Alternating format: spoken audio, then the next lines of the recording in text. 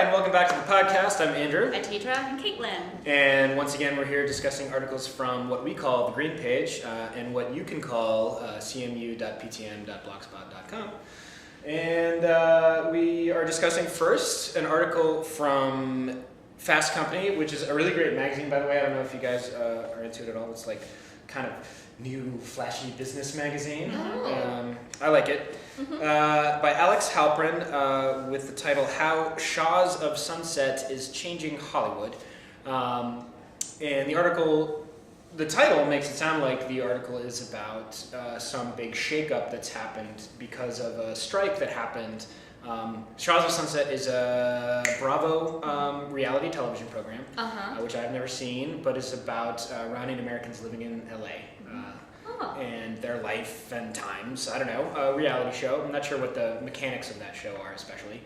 But, so the writers chose to have some IATSE representation, mostly to get healthcare, I believe.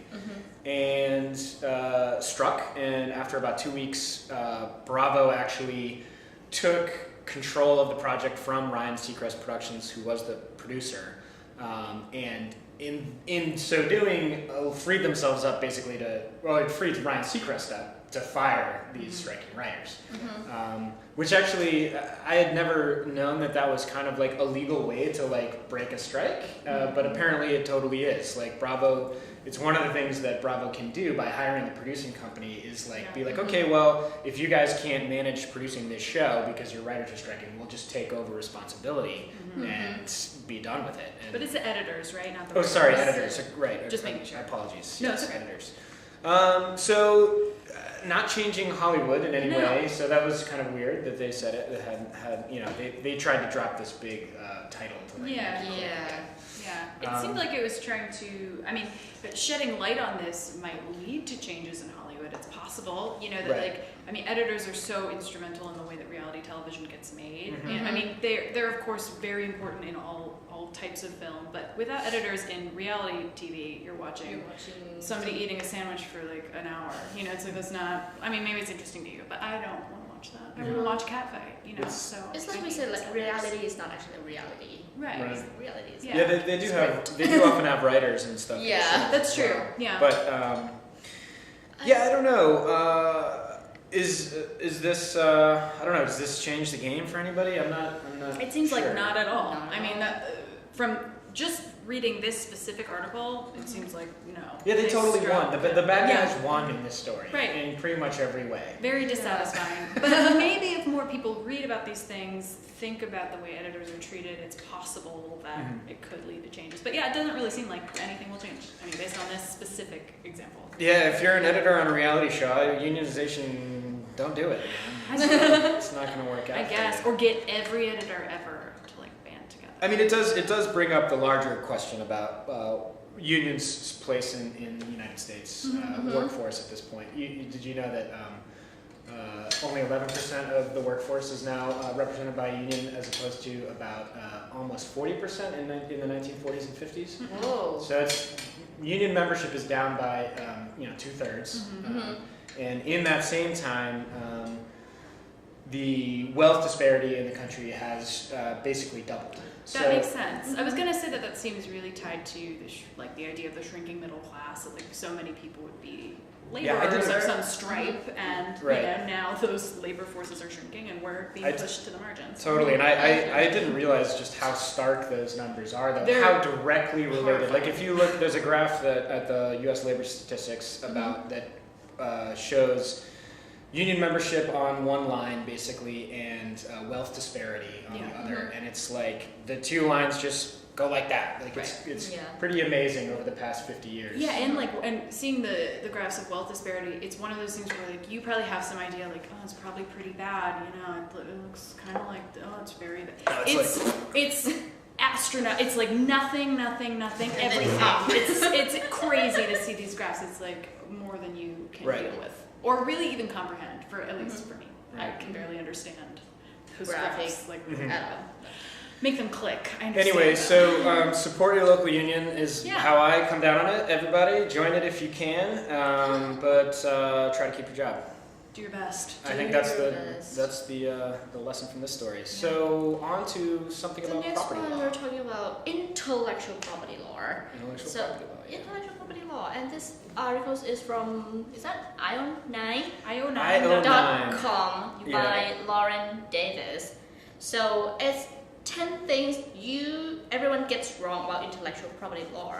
So what do you think of that? It's like a list of things that people do in the real life. Like you're talking about posting cover version of songs on YouTube. Can you actually do that? What about fan ads? And what about things people got confused between copyright and actually trademarks? Mhm. What do you guys think of that?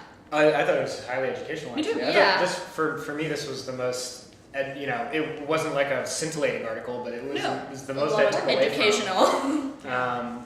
The difference between copyright and trademark.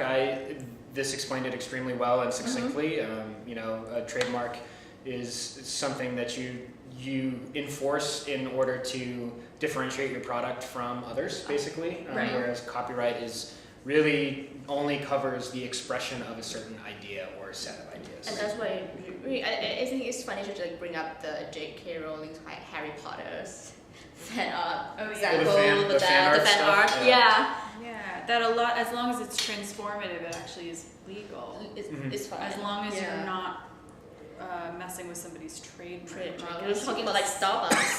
That's probably Right? where so much of this gets tricky. Right. It's like if you have great lawyers, I think so many of those lines are fuzzy where a trademark becomes a copyright. I mean, if you hold both. Well, there's been a lot of art done around this exact topic, right? Right. What's his Yeah. name? Ron English? Does that name mean anything to you? The guy who puts like Mickey Mouse's, like a plasticized Mickey Mouse head on top of like a Marilyn Monroe body. Sure. And Wait, stuff, oh. and, like does these very Yeah. plasticized sort of.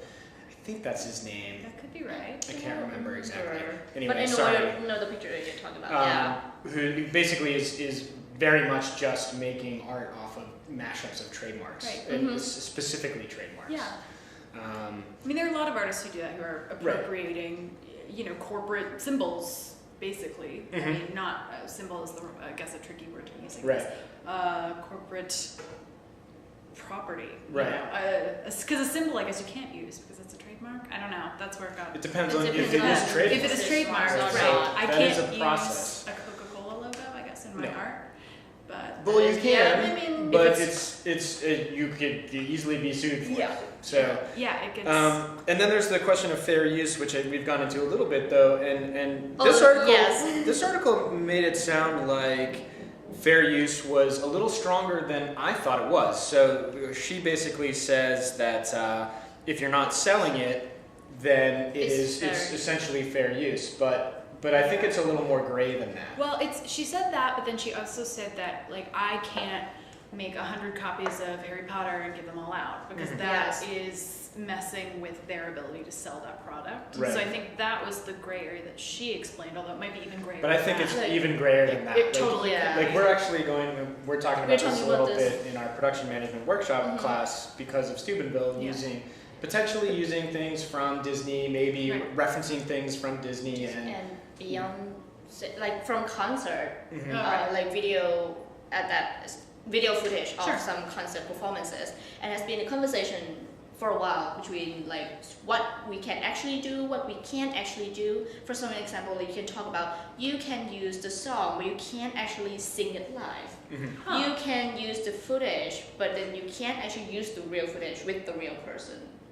So it's like something that is actually, I think it's, I don't know, it's not something that is clear. Not It at does all. get tricky. Enough. Well, they It's, like, talk about super the tricky. superhero example, and this was really interesting also, that I can write a book and use the word superhero to describe something in the book, but I can't use it in the title because that might be infringing on the Marvel copyright of that or trademark of that word. Trademark, Yeah, because it's fair. Yeah, that's I right. think Protecting their also, like, brand. So it's Copyright and interesting. trademark is tricky. Like, have you ever heard like actually Happy Birthday has a copyright? Oh right, you can't sing it. in And then you restaurants. can't sing it anywhere. Actually, really anywhere. you Yeah. have to pay money for every time you're singing Happy Birthday. It's really bizarre. No, the last thing that I didn't know about this that really that was interesting to me was that not enforcing your copyright doesn't weaken your Yeah. your claim on it. So like it's up to you whether you want to tell somebody that they can't be doing what they're doing. You can totally just say like, oh yeah, you're totally stealing my idea. Cool. Go for it. Go. Except, oh wait, when this other person does it, no, I'm gonna sue you. Right, So, like I could be fine with completely- you appropriating something that I made, but I could not be okay with McDonald's doing it. Also I could go money after issue. McDonald's, but Whereas It's not enforcing a trademark actually does weaken your Right. your claim your to it. brand and your Okay, so last article on this one, how artists, what is this? how artists can fight back against cities that are taking advantage of them. In Right. parentheses, yes, that's what cities like Seattle are doing. By Jen Graves on The Stranger. Which is Seattle's weekly, isn't it? You know what? I don't know. I didn't look that up. That would make I sense. think it is Seattle's weekly. Yeah, Oh, that could be okay, right. interesting. But yeah, I mean, it's basically about essentially gentrification of sort of artsy areas, which tend to be, they're usually like up and coming areas, like kind of weren't cool and are become cool, and then companies Mhm. take those, like real estate companies, take over these interesting places, and they get artists to work for them. Like the specific examples they were giving were people basically decorating these apartment buildings that they could never afford to live in. Mhm. Mhm. So it's like taking places from artists and then Use it selling for them as arty places Mhm. that artists could never live in. Yeah. Yeah. So-called cultural areas apparently are a really a first marker of rising interest for developers, basically. So they'll pick out these places, maybe even buy some property there because there's like a cultural center there, even though it might not be the most greatest place to live at that time. And then even like rent out free space or cheap space to artists just to Yeah. get that sort of thing rolling, and then transform and develop the neighborhood. Which, I mean, if you're a developer, sounds like a great plan. Yeah, exactly. Not It's like, necessarily- yeah, It's called it's facelift. one of those things you kind of can't blame the people who are at the root of this problem, but it does seem like a problem, at Mhm. least for artists, if you're interested in. And certainly, it's interesting that it's more of a problem in what Miss Graves called tech-dominated cities. I don't know exactly what she doesn't give her definition of that really, Yeah. but she points out San Francisco and Seattle, especially San Francisco, of course, being close to Silicon Valley, and what are the people in Seattle called?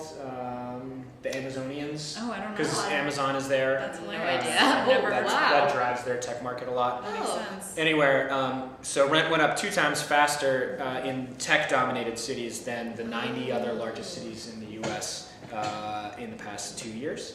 So, and that's, obviously true. Like everybody, I don't know the last time you've been to San Francisco, but it's Although bananas. I wonder, I mean, like, that is completely true. Like, seeing what's happened in San Francisco seems like the starkest example, because it's like all these people live in, or they work in Silicon Valley, they take the free shuttles to San Francisco and back, where they, like, want to live, because San Francisco is more interesting and vibrant.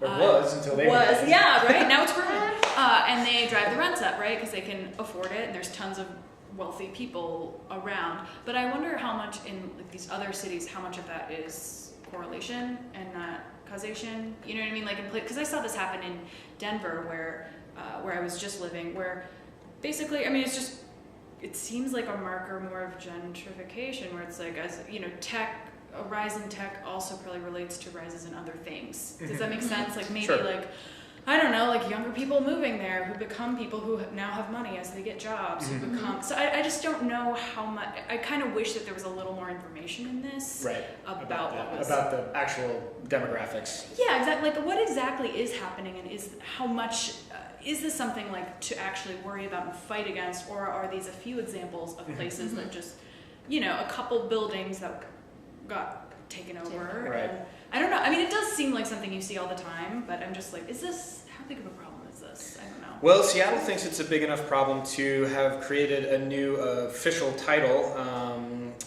the Cultural Space Liaison, which they've just filled for the first time by a guy named Matthew Richter.